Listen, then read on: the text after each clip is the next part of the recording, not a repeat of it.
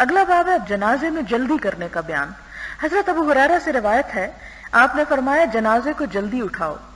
کیونکہ اگر جنازہ نیک آدمی کا ہے تو تم اس کو بھلائی کی طرف بھیج رہے ہو، اور اگر جنازہ اس کے سوا کا ہے تو تم ایک برائی کو اپنی گردنوں سے اتار رہے ہو۔ یعنی دونوں صورتوں میں دفنانے میں جلدی کرنی چاہیے۔ ہمارے ہاں عموماً رواج ہے کہ ایک آ جائے، دوسرا آ جائے، تیسرا پہنچ جائے، اور بعض اوقات مورچریز میں ان کو رکھ دیتے ہیں اور فریزرز میں، اور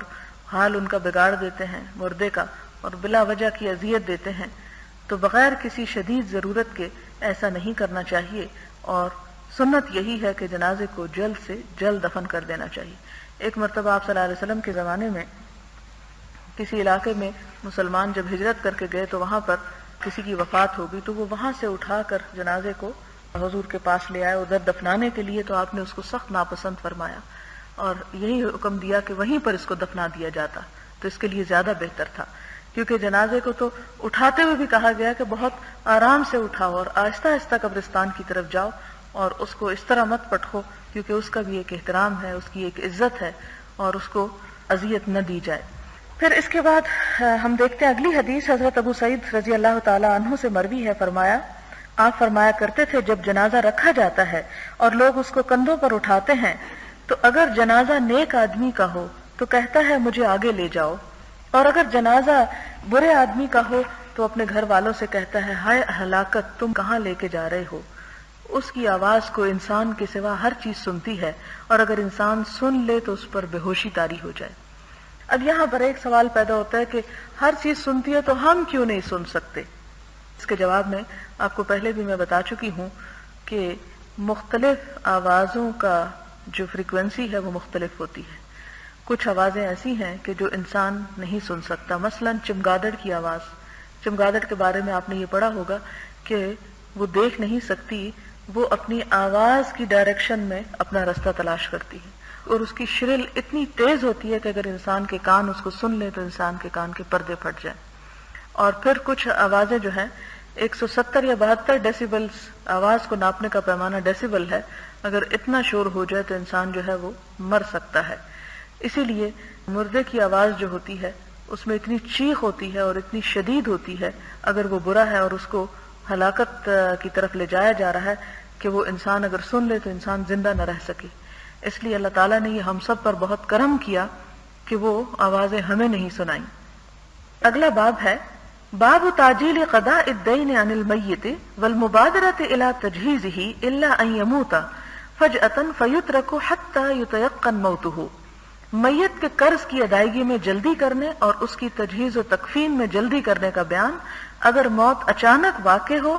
تو توقف کیا جائے تاکہ موت کا یقین ہو جائے، یعنی فوراً اس کو دفنا نہ دیا جائے۔ حضرت ابو ہریرہ سے روایت ہے کہ حضور صلی اللہ علیہ وسلم سے روایت کرتے ہیں کہ آپ نے فرمایا مومن کی روح قرض کی وجہ سے لٹکتی رہتی ہے حتیٰ کہ اس کا قرض ادا کر دیا جائے، یعنی اپنے ٹھکانے تک نہیں پہنچتی۔ اور اسی طرح ایک اور روایت میں آتا ہے کہ آپ جنازہ پڑھانے سے انکار کر دیتے تھے اس شخص کا جس پر قرض ہو۔ تو پہلا کام مرنے کے بعد کیا کرنا چاہیے کہ اعلان کرنا چاہیے کہ اگر کسی کا میت کے اوپر قرض ہے تو اس کو ادا کر دیا جائے۔ ویسے بھی آپ سورۃ النساء میں 4 پارے کے اندر پڑھ چکے ہیں کہ میت کے جہاں وراثت کے احکامات، اس کے ترکے کو تقسیم کرنے کی بات آئی کہ ترکہ تقسیم کرنے سے پہلے قرض ادا کیا جائے، پھر اس کے بعد وصیت پوری کی جائے، اور تیسرے نمبر پر تقسیم کی جائے اگر کچھ بچ جائے۔ اگلی حدیث ہے حضرت حسین بن وحوہ رضی اللہ تعالی عنہ سے مروی ہے کہ حضرت طلحہ بن البراء بن عازب بیمار ہو گئے۔ حضور صلی اللہ علیہ وسلم ان کی بیمار پرسی کے لیے ان کے پاس تشریف لے گئے۔ فرمایا میرا خیال ہے کہ طلحہ کی موت کا وقت قریب آ چکا ہے، تم مجھے اس کی وفات کی اطلاع دینا اور اس کی تجہیز و تکفین وغیرہ میں جلدی کرنا، کیونکہ کسی مسلمان کی لاش کے لیے یہ مناسب نہیں کہ اس کو اس کے اہل خانہ کے درمیان روک لیا جائے، یعنی دفنانے سے روکنا نہیں چاہیے، جلدی کرنی چاہیے۔ لیکن اگر اچانک ڈیتھ ہوئی جیسے ہارٹ اٹیک وغیرہ، تو جب تک کنفرم نہ ہو جائے کہ مردہ فوت ہو چکا ہے اس وقت تک اس کو دفن نہیں کرنا چاہیے۔ اور ہم بھی اخباروں میں پڑھتے رہتے پتہ نہیں سچ ہوتا ہے یا جھوٹ کہ دفن کرنے کے بعد مردہ زندہ ہو گیا، یا اس قسم کی باتیں، معلوم نہیں کہ وہ اس کی حقیقت کیا ہے، لیکن بعض اوقات ایسا سکتہ ہو جاتا ہے کہ جس میں انسان کے سارے جسم کی سرکولیشن رک جاتی ہے اور یہ سمجھا جاتا ہے کہ انسان واقعی ختم ہو چکا ہے۔ اگلا باب ہے باب الموعظۃ عند القبر، قبر کے پاس واز کرنے کا بیان، یعنی جب دفنایا جائے تو وہیں پر کھڑے ہو کر کچھ نصیحت اور تلقین کرنی چاہیے۔ حضرت علی رضی اللہ تعالی عنہ سے مروی ہے، فرمایا ہم بقیع الغرقد میں ایک جنازے میں شریک تھے۔ بقیع الغرقد اہل مدینہ کا قبرستان ہے، جنت البقیع جس کو ہم کہتے ہیں۔ حضور صلی اللہ علیہ وسلم ہمارے پاس تشریف لائے، آپ تشریف فرما ہوئے اور ہم بھی آپ کے ارد گرد بیٹھ گئے۔ آپ کے ہاتھ میں ایک چھڑی تھی، آپ نے سر جھکایا اور چھڑی کے ساتھ زمین کو کریدنے لگے، پھر فرمایا تم میں سے ہر شخص کا جنت کا ٹھکانہ اور دوزخ کا ٹھکانہ لکھ دیا گیا ہے۔ صحابہ نے عرض کیا یا رسول اللہ صلی اللہ علیہ وسلم کیا ہم اپنے اسی لکھے پر بھروسہ نہ کر لیں؟ یعنی جب آپ نے یہ بتایا کہ ہر ایک کی جگہ معلوم ہے کہ کس نے کہاں جانا ہے، فرمایا عمل کرو، یعنی اس پہ بھروسہ نہ کرو کہ اگر میں جنت میری لکھی گئی ہے تو میں کہیں پہنچ ہی جاؤں گا، کیونکہ ہر شخص کے لیے وہ کام آسان کر دیا گیا ہے جس کے لیے اس کو پیدا کیا گیا، یعنی اس کو وہی توفیق ملنے لگتی ہے اور اسی چیز کی طرف وہ رجوع کرنے لگتا ہے، لیکن عمل کے بغیر جنت اور جہنم نہیں بنتی۔ باب الدعاء للمیت بعد دفنه والقعود عند قبره ساعة للدعاء له والاستغفار والقراءة، میت کی تدفین کے بعد اس کے لیے دعا کرنے، اس کی قبر کے پاس بیٹھنے، اس کے لیے استغفار کرنے اور اس کے لیے پڑھنے کا بیان۔ حضرت ابو عمر اور بقول بعض ابو عبداللہ اور بقول بعض ابو لیلہ عثمان بن عفان رضی اللہ تعالی عنہ سے مروی ہے، فرمایا حضور صلی اللہ علیہ وسلم جب کسی میت کی تدفین سے فارغ ہوتے تو اس کی قبر پر ٹھہر جاتے اور فرماتے اپنے بھائی کے لیے مغفرت کی دعا کرو اور اللہ تعالیٰ سے اس کے لیے ثابت قدمی کی التجا کرو، کیونکہ اب اس سے سوال کیے جائیں گے۔ یعنی یہ نہیں کہ دفن کرنے کے فوراً بعد انسان وہاں سے نکل آئے، بلکہ وہاں ٹھہر جائے کچھ دیر کے لیے اور دعائیں کرتا رہے۔ اس سے یہ پتہ چلتا ہے کہ قبر کے پاس بھی دعا کرنے کا فائدہ ہوتا ہے اور اس کی اجازت بھی ہے۔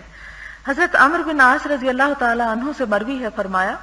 جب تم مجھ کو دفن کر چکو تو اتنی دیر میری قبر کے ارد گرد ٹھہرنا جتنی دیر میں قربانی کے جانور ذبح کیے جاتے ہیں اور ان کا گوشت تقسیم کیا جاتا ہے، تاکہ میں تمہارے ساتھ مانوس رہوں اور میں جان سکوں کہ میں خدا کے قاصد و منکر نکیر کو کیا جواب دوں۔ یعنی وہ اپنے دل کی تسلی کے لیے یہ بات کہہ رہے تھے، اگرچہ باہر والے اندر والے کو کوئی بھی فائدہ تو نہیں دے سکتے سوائے دعا کے۔ حضرت عمرو بن العاص کے بارے میں تو آپ کو معلوم ہی ہے کہ فاتح مصر ہیں، اور یہ حدیث طوالت کے ساتھ پہلے بیان ہو چکی ہے۔ حضرت امام شافعی فرماتے ہیں مستحب یہ ہے کہ میت کی قبر کے پاس قرآن حکیم کے کچھ حصے کی تلاوت کی جائے، اور اگر پورا قرآن حکیم ختم کریں تو یہ بہت اچھا ہے۔ یہ امام شافعی کی رائے ہے، یعنی قبر کے پاس ہی دفنانے کے بعد کچھ حصہ پڑھ لیا جائے، اور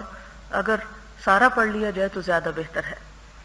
لیکن اگر وہاں نہ پڑھا جائے تو اس کا یہ مطلب نہیں کہ میت جو ہے اس کو کوئی فائدہ نہیں ہو سکتا۔ باب الصدقۃ عن المیت والدعاء لہ، میت کی طرف سے صدقہ کرنے اور اس کے لیے دعا کرنے کا بیان۔ اب یہ کہ انسان جب مر جائے تو پیچھے والے اس کے لیے کیا کچھ کریں، اسے کس کس چیز کا فائدہ ہو سکتا ہے، تو سب سے پہلی چیز تو دعا ہی ہے۔ اللہ تعالیٰ نے ارشاد فرمایا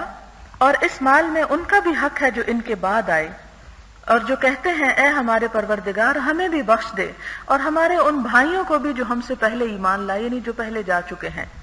حضرت عائشہ سے روایت ہے کہ ایک آدمی حضور صلی اللہ علیہ وسلم کی خدمت میں عرض کرتا ہے بے شک میری ماں کو اچانک موت آ گئی اور میرا گمان ہے کہ اگر وہ بات کرتی تو صدقہ کرتی، اب اگر میں اس کی طرف سے صدقہ کر دوں تو کیا اس کو ثواب ملے گا؟ فرمایا ہاں۔ اس سے یہ پتہ چلتا ہے کہ میت کے نام پر یا میت کی طرف سے صدقہ اس کو فائدہ پہنچاتا ہے، اس کے اجر اور ثواب میں اضافہ کرتا ہے۔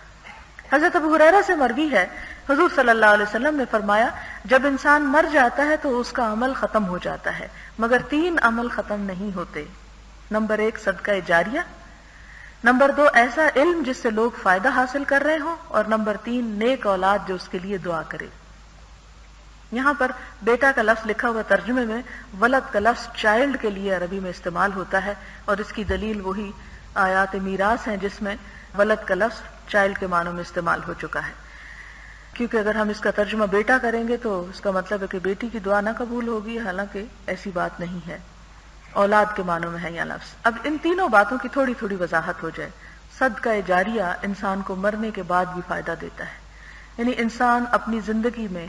ایسے چیزوں پر پیسہ لگائے کہ جن کا فائدہ یا نفع دیر تک جاری رہے آخرت کے اعتبار سے۔ مثلا یہ کہ اگر کوئی شخص کہیں سڑک بنوا دیتا ہے یا کہیں کوئی پانی کا انتظام کروا دیتا ہے، یا کوئی ہاسپٹل بنوا دیتا ہے، یا کوئی اسکول بنوا دیتا ہے، یا کسی انسان کو پڑھانے پر کوئی پیسہ خرچ کر دیتا ہے، تو یہ سارا پیسہ اس طرح کے کسی کام پر بھی جو خدمت خلق کے کام ہے، رفع عامہ کے کام ہے، جس سے دنیا کے لوگوں کی مشکلات آسان ہوتی ہیں، تو وہ پیسہ اس موقع پر صدقہ خیرات کیا ہوا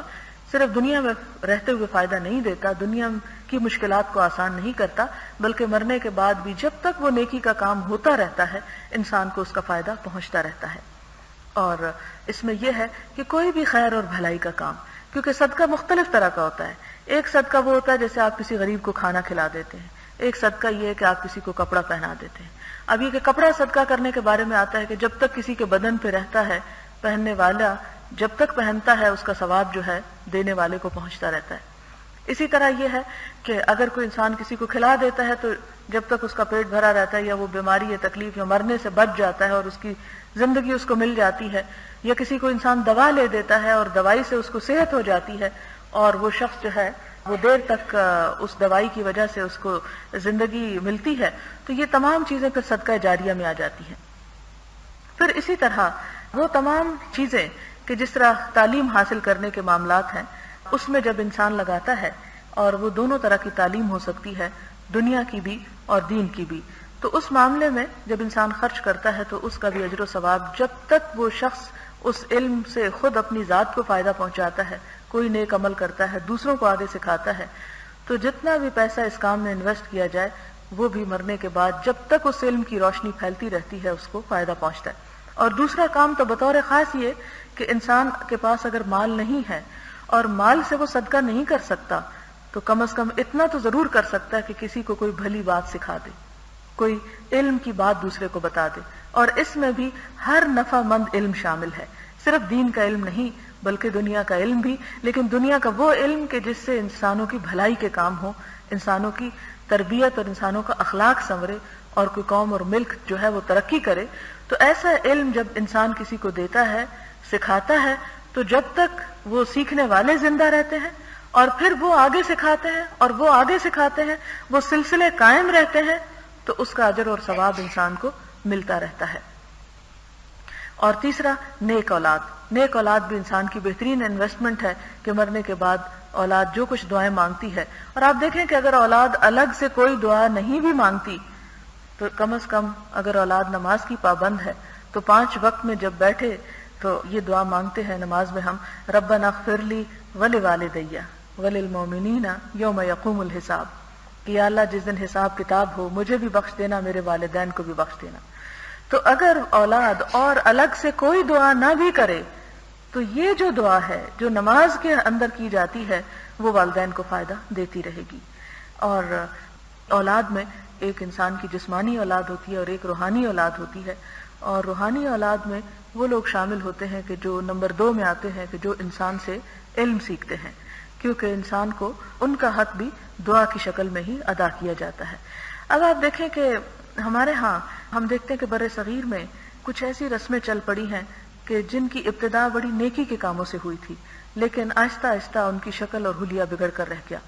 مثلا آپ دیکھتے ہیں کہ ہمارے ہاں قبر پرستی بہت ہوتی ہے، قبروں کے اوپر سارے صدقہ خیرات اور سب کچھ چڑھائے جاتے ہیں۔ ان کی ابتدا اس نیت سے نہیں ہوئی تھی کہ وہ قبر والے کو خوش کرنا مقصود تھا، اس کی ابتدا اس طرح ہوئی تھی کہ آپ جانتے ہیں کہ حضور صلی اللہ علیہ وسلم کی وفات کے بعد صحابہ کرام بعض اوقات ایک حدیث کے لیے، صرف ایک حدیث کے لیے میلوں سفر کرتے تھے۔ ایک صحابی کے بارے میں آتا ہے حضرت جابر کے بارے میں کہ انہوں نے ایک تازہ دم اونٹنی خریدی اور 1 مہینے کا سفر کر کے مصر پہنچے اور وہاں سے ایک حدیث سن کر واپس آ گئے۔ اسی طرح ایک اور صحابی شام پہنچے اور وہاں پر ایک حدیث سن کے واپس آ گئے۔ تو یہ ایک علم حاصل کرنے کے لیے جو سفر کی ابتدا اس زمانے میں ہوئی، یہ اگلی 2-3 صدیوں میں ہم دیکھتے ہیں کہ اپنے عروج کو پہنچ گئی۔ اب یہ جو سفر کرنے والے لوگ تھے وہ طالب علم ہی ہوتے تھے، اور روحانی طور پر بھی اور علمی طور پر بھی نیک لوگوں سے اور علماء سے استفادے کے لیے اپنے گھروں سے نکلتے۔ جب وہ نکلتے اور ایسے لوگوں کی مجلسوں میں پہنچتے تو ظاہر ہے اس زمانے میں نہ تو کوئی باقاعدہ مدارس تھے، نہ کوئی ہاسٹلز تھے، نہ ہی کوئی اور انتظام تھا، تو وہاں پر عموماً سرائے ہوتی تھی یا رباط نام کی ایک چیز ہوتی تھی۔ رباط ربط سے ہے باندھنا، یعنی رباط کا مطلب جو لوگوں کو آپس میں باندھے رکھے۔ تو وہ بھی وقف جگہ ہوتی تھی. وقف کا مطلب یہ کہ کوئی اہل ثروت مالدار لوگ جو تھے وہ ایسی اپنی زمینیں وقف کر دیتے تھے ایسی سرائے بنانے کے لیے یا ایسے مسافروں کے قیام کے لیے. یہی وجہ کہ آپ دیکھتے ہیں کہ قرآن پاک میں آپ پڑھتے ہیں کہ زکوٰۃ کے جو مصارف ہیں اس میں ابن السبیل کا لفظ آتا ہے. نظر نیاز اور دوسرا جو بھی چیزیں ہیں صدقہ خیرات اس میں کس کس پہ وہ لگتی ہے اگر آپ پڑھیں تو قرآن پاک میں بے شمار دفعہ مسافر کا ذکر آیا ہے. اور مسافر خاص طور پر جب طالب علم بھی ہو تو پھر اس کو اس پہ خرچ کرنے کا دوہرا اجر ہوتا ہے. تو اس دور میں اکثر سفر جو تھے وہ علم کے لیے کیے جاتے اور جہاں جہاں پر لوگ پہنچتے وہاں پر ظاہر ہے کہ عموماً مرد ہوتے تھے سفر کرنے والے, وہ خود تو کھانے پکانے میں اگر لگ جاتے تو پڑھتے کیسے. تو وہاں پر ان کے لیے اجتماعی کھانے کا انتظام ہوتا تھا. وہ کھانا وہ نیک یا علماء یا بزرگ اپنے طرف سے نہیں کرتے تھے, وہ پھر اس بستی یا اس علاقے کے لوگ جو اہل ثروت یا مالدار لوگ ہوتے تھے وہ اپنی قربانیاں, اپنے صدقات, اپنے زکوٰۃ, اپنا جو کچھ بھی خیرات وہ دینا چاہتے تھے وہ ایسی جگہوں پر جمع کر لیتے تھے. اور وہاں پر شہر کے غریب اور مسکین لوگ بھی جمع ہو جاتے, طالب علم بھی جمع ہو جاتے, قافلے بھی آتے تو وہ وہاں پر قیام کرتے. اس طرح مسلمانوں کے درمیان ایک تعلق, ایک محبت اور ایک ہمدردی کی وہ جگہ بن گئی تھی. لیکن مشکل اس وقت ہوئی, خرابی اس وقت پیدا ہوئی کہ جب انہی جگہوں پر بیٹھنے والے علماء اور نیک لوگ جب فوت ہو گئے تو انہیں ان جگہوں پہ دفنا دیا گیا. کسی کو مسجد کے احاطے میں دفنا دیا گیا, کسی کو مدرسے کے احاطے میں دفنا دیا گیا, کسی کو کسی خانقاہ کے اندر دفنا دیا گیا. اب ہوا یہ کہ جب نیک لوگ خود چلے گئے تو لوگوں نے ان کی بجائے ان کی قبروں سے فیض حاصل کرنا شروع کر دیا. اور پھر آہستہ آہستہ جو خیرات اور صدقات اللہ کے نام پر دیے جاتے تھے وہ آہستہ آہستہ ان لوگوں کے ناموں پہ دیے جانے لگے. اور جو دعائیں اللہ سے مانگی جاتی تھیں اور جس خدا کا دین اور کتاب اور قرآن اور سنت اور حدیث کے لیے لوگ اپنے گھروں سے نکلتے تھے وہ اب صرف قبر والے کے فیض اور اس کی برکت اور اس کی روحانیت سے استفادے کے لیے نکلتے. اور علم کا سارا سرمایہ ختم ہو گیا کیونکہ آہستہ آہستہ مسلمانوں میں علمی زوال ہوا, وہ ساری ایکٹیویٹی ختم ہو گئی اور اس کی بجائے صرف راگ و رنگ نے لے لی اور اس طرح کی چیزیں وہاں پر شامل ہو گئیں کہ جس کی نہ بنیاد قرآن میں ملتی ہے نہ سنت میں ملتی ہے. اور آہستہ آہستہ وہ سارے کام صرف قبر والے کو خوش کرنے کے لیے ہونے لگے اور یوں شرک کی ابتدا ہوئی اور اصل منزل کو اور اصل مقصد کو چھوڑ کر لوگ اس طریقے پر نکل گئے اور جس سے بے شمار پھر آگے خرابیاں پیدا ہوئیں. اور جوں جوں جہالت بڑھتی گئی اس قسم کی خرابیوں میں اور زیادہ شدت آ گئی. اور اب ہم آپ دیکھ سکتے ہیں کہ یہاں پر آپ دیکھ لیں کہ بری امام پر جب عرس ہوتا ہے تو کیا حال ہوتا ہے, یا لاہور میں آپ دیکھ لیں, بلکہ ایک آرٹیکل کہیں چھپا تھا گلف میں, اس کا کٹنگ بھی میرے پاس ہے, اور اس میں یہ کہا گیا کہ پاکستان اور ہندوستان میں سب سے زیادہ توہمات پائے جاتے ہیں خاص طور پر خواتین کے طبقے میں. اس میں فگرز دیے ہوئے تھے کہ کتنی عورتیں ہر روز قبروں پر حاضر ہوتی ہیں صرف اپنی منتیں اور مرادیں لے کر, حالانکہ اسلام میں پہلی ہی سورت جو سورت الفاتحہ میں سکھائی گئی اس میں بتایا گیا ایاک نعبد و ایاک نستعین, صرف تیری ہم عبادت کرتے ہیں, صرف تجھ سے ہم مدد مانگتے ہیں. لیکن پھر کیا ہوا, جب ان سے مدد مانگنے کے لیے گئے تو وہاں پر سجدے بھی کرنا شروع ہو گئے اور وہاں پر طواف بھی ہونے لگے. اور نہ صرف یہ کہ یہاں بلکہ عالم اسلام کے کئی اور علاقوں میں, مثلا مصر میں مجھے خود دیکھنے کا اتفاق ہوا کہ کچھ قبریں ایسی تھی جیسے سیدہ زینب کی قبر حضرت حسین رضی اللہ تعالیٰ عنہ کی بیٹی کی, کہ اس کے اوپر باقاعدہ ایک قسم کا طواف ہو رہا تھا, یعنی ایک طرف سے لوگ شروع کرتے اور اس کو گھومتے اور ساتھ دعائیں مانگتے. تو یہ چیزیں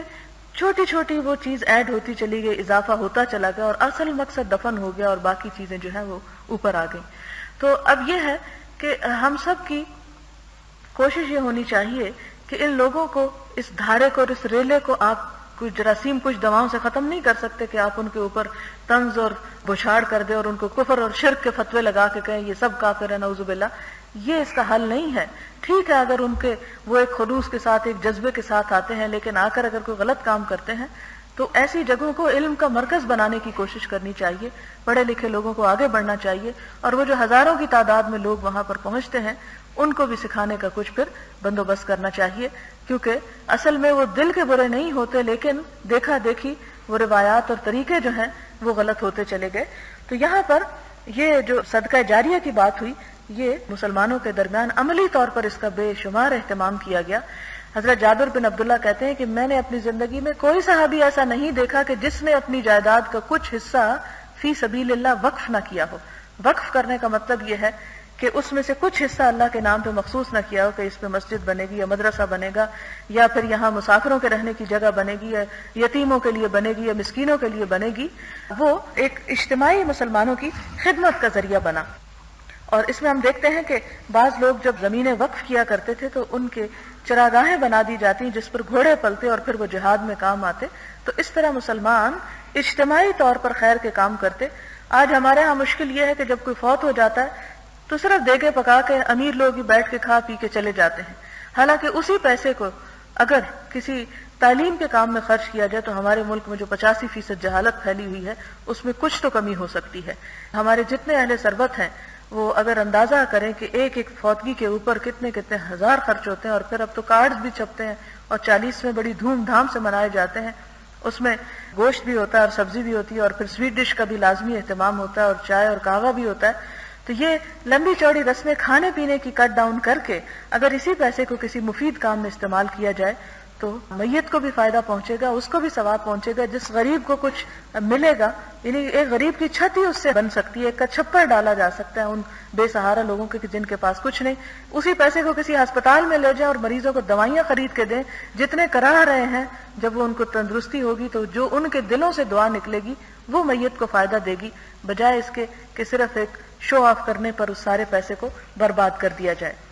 اگلا باب ہے باب ثناء الناس علی المیت، میت کی تعریف کرنے کا بیان۔ حضرت انس رضی اللہ تعالی عنہ سے مروی ہے، فرمایا کچھ صحابہ ایک جنازے کے پاس سے گزرے تو انہوں نے اس میت کی تعریف کی تو حضور صلی اللہ علیہ وسلم نے فرمایا واجب ہو گئی۔ پھر وہ دوسرے جنازے کے پاس سے گزرے تو انہوں نے اس میت کی برائی کی تو آپ نے فرمایا واجب ہو گئی۔ حضرت عمر بن خطاب رضی اللہ تعالیٰ عنہ نے عرض کیا یا رسول اللہ صلی اللہ علیہ وسلم کیا واجب ہو گئی؟ فرمایا اس شخص کی تم نے اچھی تعریف کی تو اس کے لیے جنت واجب ہو گئی، اور اس کی تم نے برائی بیان کی تو اس کے لیے دوزخ واجب ہو گئی، تم زمین پر اللہ کے گواہ ہو۔ اس لیے کہا گیا کہ مردے کے بارے میں برے الفاظ نہیں ادا کرنے چاہیے۔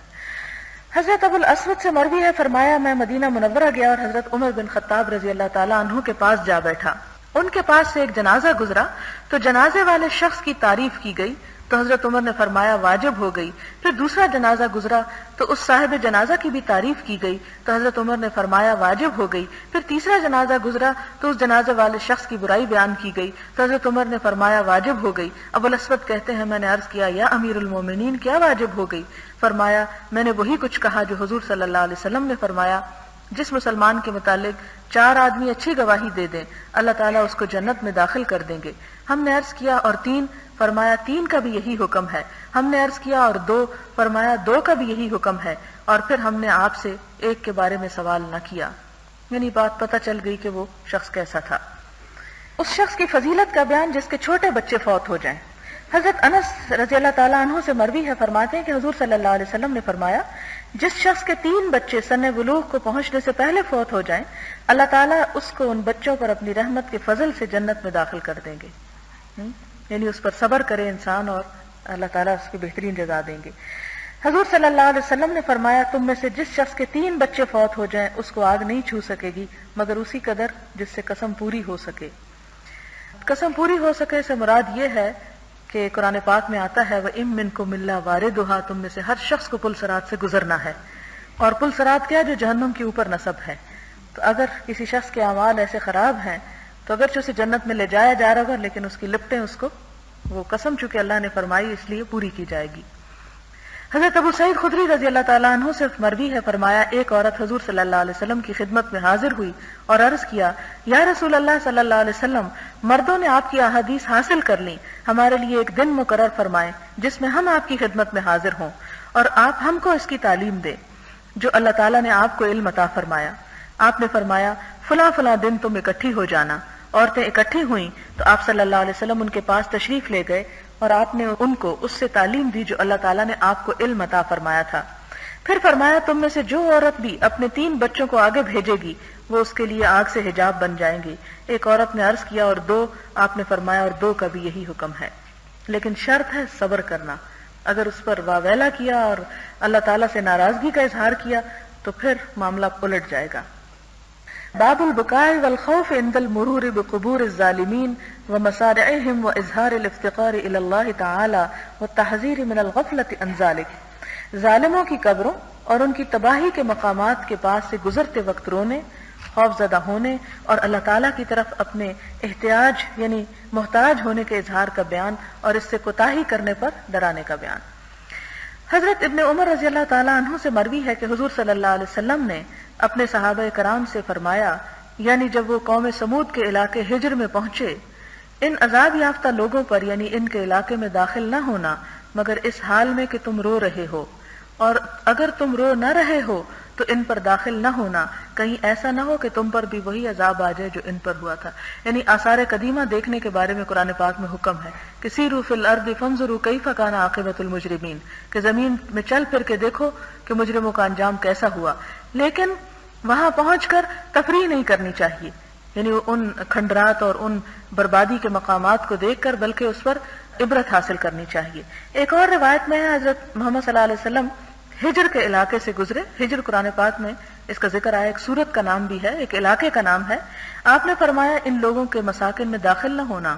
یعنی ان کے گھروں کے اندر مت جانا جنہوں نے اپنے آپ پر ظلم کیا، کہیں تم پر بھی عذاب نہ آ جائے جو ان پر آیا تھا، مگر اس حال میں کہ تم پر گریہ تاری ہو، یعنی روتے ہوئے داخل ہونا، اگر ہنستے کھیلتے اور غافلوں کی طرح داخل ہوئے تو کہیں تم بھی نہ پکڑ لیے جاؤ۔ پھر حضور صلی اللہ علیہ وسلم نے اپنے سر کو ڈھانپ لیا، رفتار کو تیز کر دیا، حتیٰ کہ اس وادی سے گزر گئے۔